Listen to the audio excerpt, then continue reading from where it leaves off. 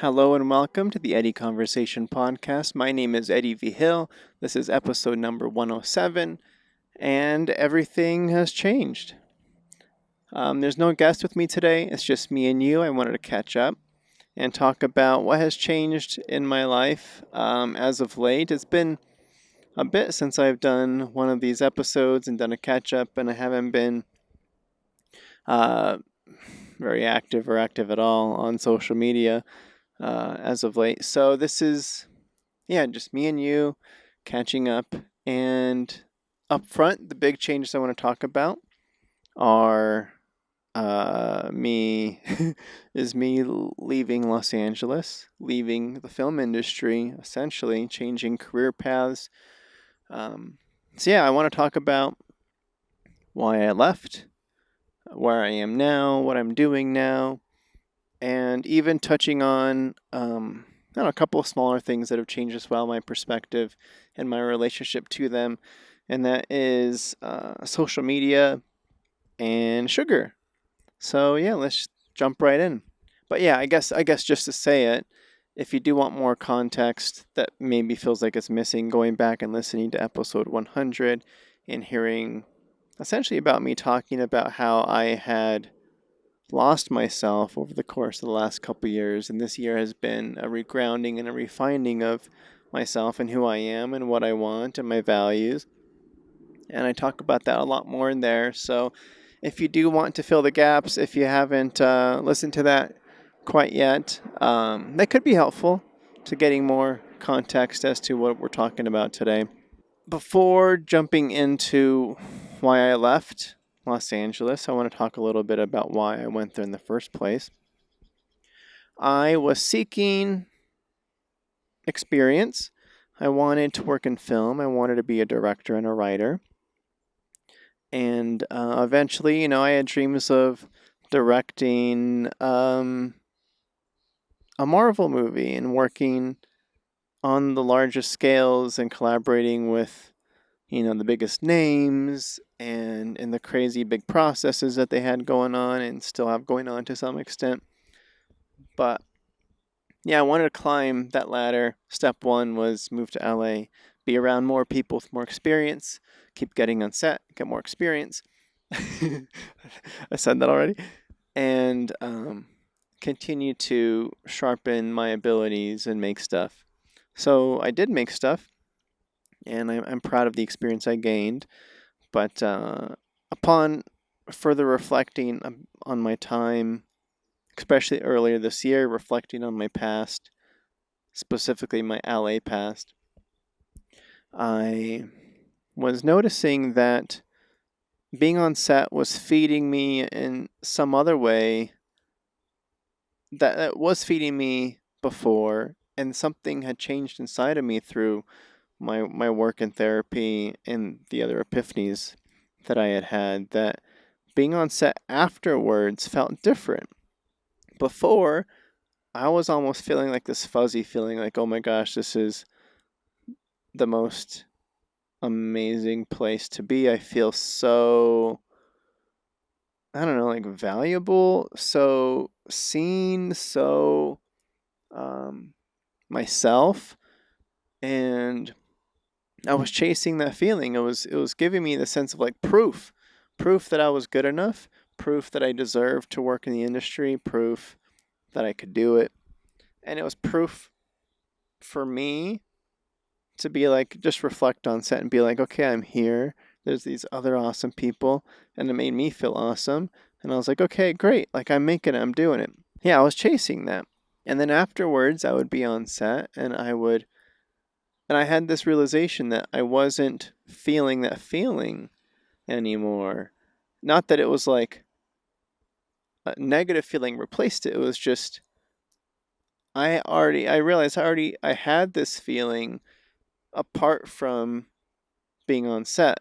And I was like, oh my gosh, I was feeling good enough just on my own existing without having to be on set to feel that way. And I had realized that I had put myself through a lot, and I was reflecting on my value system.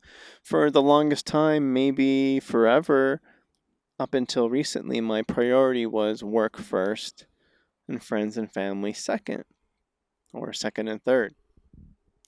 And I would, like I would cancel plans with friends because a gig came up. I would not go home on holidays or special events because I actually had work, and the fear of losing that momentum and the fear of those people going to somebody else and forgetting about me, and all of that was real.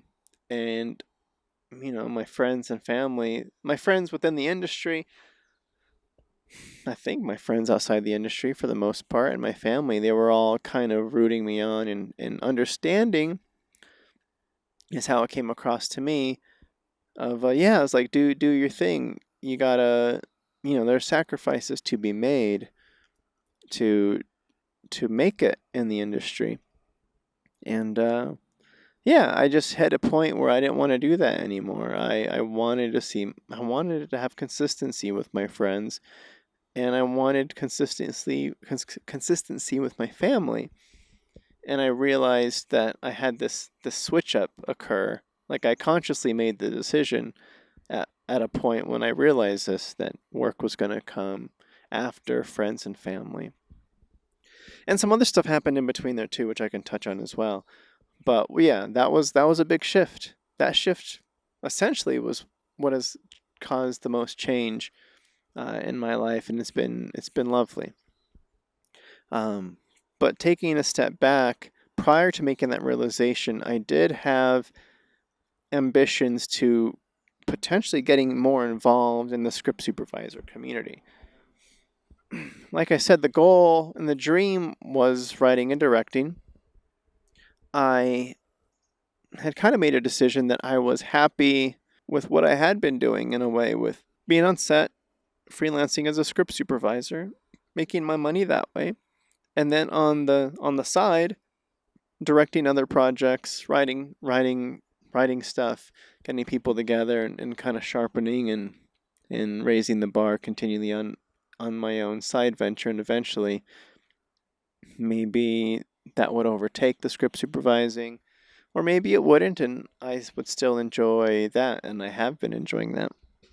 So I had decided that I want to dive even deeper into script supervising. I want to be like a known member of the community. I want to help with like the Los Angeles Script Supervisor Network specifically. It's a group in town that, yeah, they coordinate monthly get-togethers. Yeah, they network together, and I wanted to be in more of a leadership position with them. But the more I thought about it, and the more I had been reminded of what the world of script supervising looks like, or was looking like for me at the time, and also the potential future, which I can touch on here. I'll jump to what the dream script supervisor job looks like, and then go from there. So simply put, as a script supervisor, I am in charge of continuity within a project, and I'm close to all of the creative department heads, and I'm there as like a backup for all the departments, making sure that what we're shooting makes sense, that it'll cut together, that the actors are remembering their lines, or not changing things too much, and the list goes on and on. The dream job in that would be to hit union and to land a job, potentially, like working on a TV show, which is the steady work, quote unquote, of the industry, is my kind of understanding, has been. And yeah, I'd be booked for let's say 8 months. The rate is really high, and yeah, I was talking to a fellow script supervisor about what that future could look like, and she had kind of reminded me of how exploitative productions can be towards a script supervisor, and there's so yeah, how exploitative a union script supervisor job could be in the world of TV is, like, I guess simply put, one week, let's just say it takes, I don't know, a week to shoot an episode. And some creative team members change from week to week because week one, you shoot episode one, and week two, you shoot episode two. And there's a new director that comes in, and they kind of trade off to balance out their creative involvement. But the script supervisor remains constant among the show. So even if other people are being rotated in and out, the script supervisor must stay the same the whole way as how it is now. And then there's this expectation that the script supervisor will do their prep work for the next week's work during the weekend, which typically you would need like 3 to 5 days to do that breakdown, but you're being expected to somehow squeeze it in during this what is supposed to be like a recharge time to make this sustainable. And I'm like, this isn't sustainable. That's not sustainable. If that's the dream job, oh no, I don't. That doesn't sound like the life that I want to live. I want to, like I said, friends and family is now important to me, and I want to prioritize them. And that schedule doesn't leave any time for that. So on top of all of that, going union wasn't something I had done. I needed to accomplish 100 non-union script supervisor days within a 2-year span because of COVID, because of other projects I was doing on the side as a director, because of industry strikes and industry slowdowns, and also the primary bulk of work I was doing toward the end was commercial work, which was more, 1 to 3 day gigs versus longer narrative projects that would make it easier to add up those days. It just didn't happen for me. And the work that was left over before the move was work I didn't want to do. There's this thing called vertical drama films, like vertical films, verticals, quote unquote. And yeah, they're non-union. They are sketchy and super exploitative. They expect a lot to be shot in a single day. There's like no creative care, is how I would put it. It's kind of like nobody really cares how this thing comes out. And I only did one day on one of these sets, and I'm just like, never again. I was wondering why I was there at all. Like, you guys don't need me. I'm basically there just to, like, when an actor calls for line, when they they don't have time to memorize this stuff, so they're like, I'm just there shouting lines at them or making sure that we got what was on the script. But rarely did we go into a take two, and kind of everybody was checked out and the pay is low, and I had learned that these days they don't even count towards my union days anyway. So there's that, kind of being squeezed at both ends here. Is that the dream looked like something I didn't want to do, and what I was seeing in front of me was work I didn't want to do. So that contributed to my decision.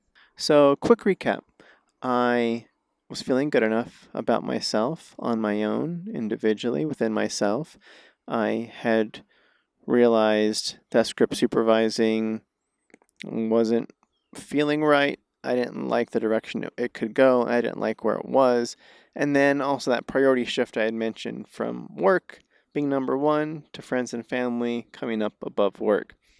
So all of that kind of floating up in the air, I started, realizing that I still like the idea of writing and directing. That dream wasn't going away. I just knew that I didn't want to put myself through isolation because I was feeling isolated. I was feeling alone in a lot of ways, spending a lot of time mostly by myself, despite the effort I was making in town to connect with friends and reconnect with family. And I was like, yeah, I can still make movies, and I can still direct, and I can still write, and I just don't want to do this freelance thing anymore. But what would I do? What will I do? And I started exploring that. And then at one point, a thought creeped up, and I remembered.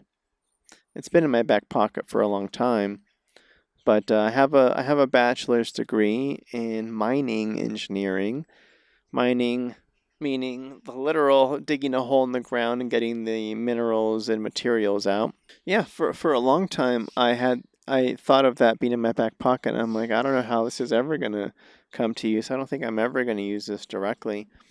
Um, and then I was like, wait, something's different, and I'm open to exploring this. So I did. So then I started reconnecting with other alumni that I went to school with. I was curious about what paths other people took, kind of maybe get some advice and learn from lessons that they had learned over the years.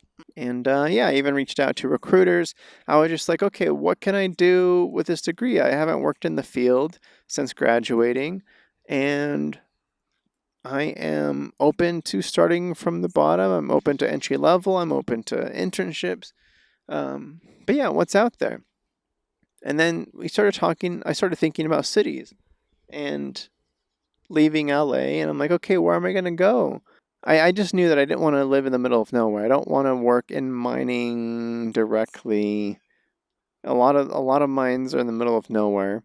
And I didn't. That's another form of isolation. At least in LA, I was around people at a mine site in the middle of Nevada or Arizona or something. It's a whole other form of isolation I didn't want. But I figured I could find something, connected to the industry that can keep me in a city.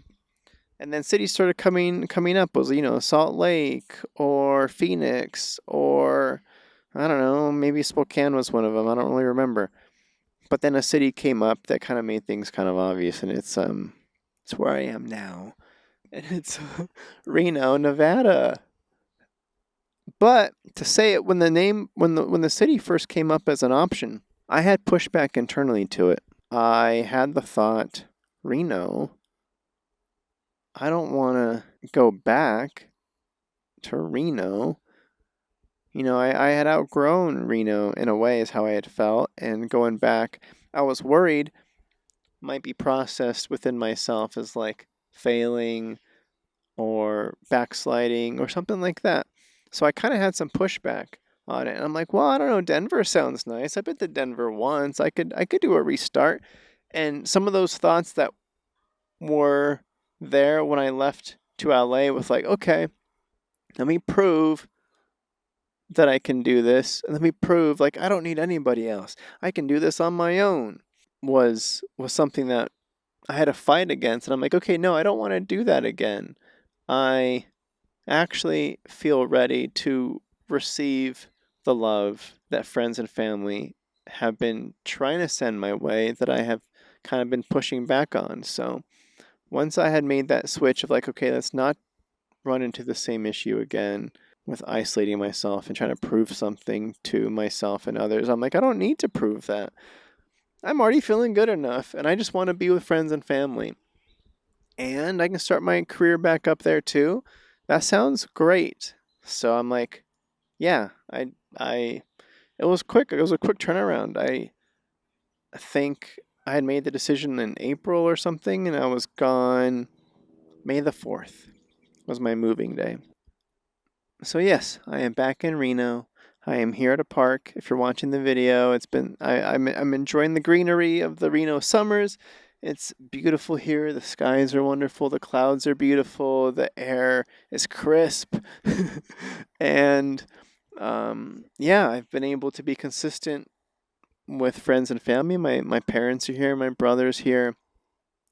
I've been in. I was in Reno from third grade through college, and even time after college before moving to LA. So I have lots of connections here. It's been great to reconnect, and yeah, I've really enjoyed being back. No regrets, and I'm still settling in a way. Like I'm trying to figure out what my role in filmmaking is going to be here, and for now I'm sticking with writing my own. I'm writing a new feature, which I'm excited about. I don't know, maybe like 10 pages into it now. I was outlining that for months, and that's exciting.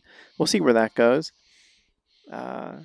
And yeah, the career switch is underway. I'm working a full-time job, which I don't think I have ever really worked before. I have benefits, which I hadn't had for many, many years. I'm still trying to figure out how to utilize those. Yeah, doing I'm doing the stuff. I'm investing. I got a 401k now. I yeah, and yeah, I've got an apartment to myself that I am exploring building myself up in. Like so I talked in episode 100 about wanting to build out a space, and I'm starting that process now, which has been great. So I'm gone. I left LA. I I've essentially left the film industry, um, and I'm just continuing my journey of rediscovering myself and building these new foundations for the years to come, and I'm feeling good about it all. So that's that. Like I said, I do want to talk about two more things before I end that are kind of continuations of what we've been talking about, and I'll start with social media. It kind of, yeah, like once I made the switch out of filmmaking and moving back to Reno, it became really, really clear to me that I didn't need social media anymore. I had pretty much just been using it and diving into it because I felt like I had to. It's like for freelance lifestyle, I'm like, I need people to know I exist. And when I'm up to stuff, I need people to see that I am being hired and they should consider hiring me too when I free up. And then also making the things that I wanted people to see. So I'm like, I got to build an audience. And so that way, when I make something, um, yeah, I can put it out there and people will watch it. Like that's why we make things, right? But yeah, once the pivot came on the career, I'm like, I don't need this, and I don't want it. I didn't want to be doing it anymore. And yeah, it started with me just thinking it'd be fun to experiment with deleting the apps off my phone upon the move, and then only accessing them through my laptop, essentially, and just kind of going from there. And it's just been a decline to like I don't even think about opening up Instagram or Facebook on my laptop, and I have to sometimes even remind myself that they exist, which is really lovely. It's been nice, especially in the crazy times that we're in right now. I'm not bombarded, and I can kind of seek out certain news and information when I want, versus just mindlessly opening up the apps on my phone, how I was doing for a long time. But yeah, so the podcast has slowed because of it, which kind of connects to social media. I had found a lot of my guests because of my exploration through like Instagram specifically. I wanted to be in the know of like what are people up to, what's going on, and who is interesting and who's got stuff that's interesting that's going on that I would like to talk to them about. But now that social media is off the phone, I'm not really seeing anything or kind of coming across people. So I don't know what the future of the podcast is going to be. It may be a place, yeah, I'm sure I'll do further conversations and interview style episodes. But it also might be a place more for me to do these catch ups, which I enjoy doing. I hope you are enjoying keeping up.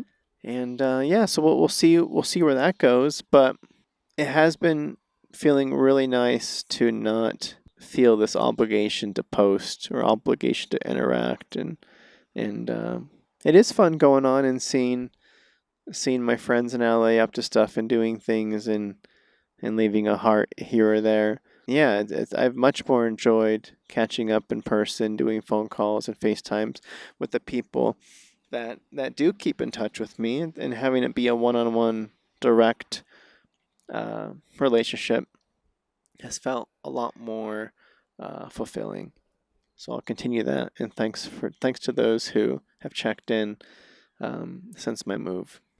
And then lastly, the other thing that I thought it'd be fun to experiment with upon my move was my relationship to sugar. I have tended to be someone who, I don't know, I've been very proud of my sweet tooth basically my whole life. It's been fun seeing people kind of like get a kick out of how much joy I get out of eating a candy bar or getting ice cream or having my cake or like, hey, are we slicing the cake yet? Like, come on, guys, what's going on? Let's get this cake going. Like, that was fun for me, and I really enjoyed it. And I, I had learned plenty throughout the years of sugar isn't healthy. Newsflash. And I was like, okay, I can get away with it because I'm healthy in other ways. So sugar will be my unhealthy thing. It's fine. But then upon the move, I'm like, let me experiment with cutting out the big obvious sugar spike items. So yeah, it's the ice cream, it's the cookies, it's the cake, it's the candy, the donuts, and saying no and just seeing how things change. And I've kept up with it. I think I've had, I don't know, since I made it clear to the family who didn't believe me that I would do it. They're like, no way, we don't like, they didn't buy it. And until I kept saying no to things, and then now they stop offering, which is great. Now it's an expectation that I don't have the sugar, and I'm like I'm the guy who says no now, which is I kind of didn't see that coming. I thought I'd ride this forever. The benefits of the no sugar, like I'm not going full no sugar. I don't think like that just feels like too much work. I'm like saying no to big ticket items and the obvious stuff sounds sustainable. Sustainability is what I've been after. I'll say like I'm probably not even aware of the benefits I have been getting, like as far as like the brain health and the awareness and my ability just to think things through and my body movement. Like I don't know. It hasn't been like a shocking difference for me, but I do know that future me will thank me for making this decision, and that's what it's really all about. So I gotta build up the lifestyle switch now and sustain that. And like for my birthday, which is next week, I am planning on having cake. That'll be a special day. And I think it's okay. It's fine. And my family will be excited to see me eating cake, which is also a nice bonus. But aside from that, yeah, this is the new switch, is essentially no social media, as far as like Instagram and Facebook, and the no big ticket sugar items. That's the new me. It's feeling great, and those are the updates. I feel like I've been a bit, I don't know, more rambly on this one. I feel like I was a lot more dialed in, and on the episode 100 catch up, which definitely was a lot more emotional and heavier. And I had to think that one through. I thought that went through for a long time. But yeah, I heard lots of good feedback on it, and I'm thankful that friends and family have checked it out and have reached out, and that's meant a lot. So this is me now. This is where I'm at, and this is what I'm doing. And yeah. Thanks for listening. If you have enjoyed watching the show, please consider subscribing, leave a like, leave a comment. This will be a place to catch further episodes, interviews with guests, as well as this being a likely place in which I'll do more life updates like this. So if you want to stay in the know, subscribe. But yeah, that's all for now. Until next time, all the best.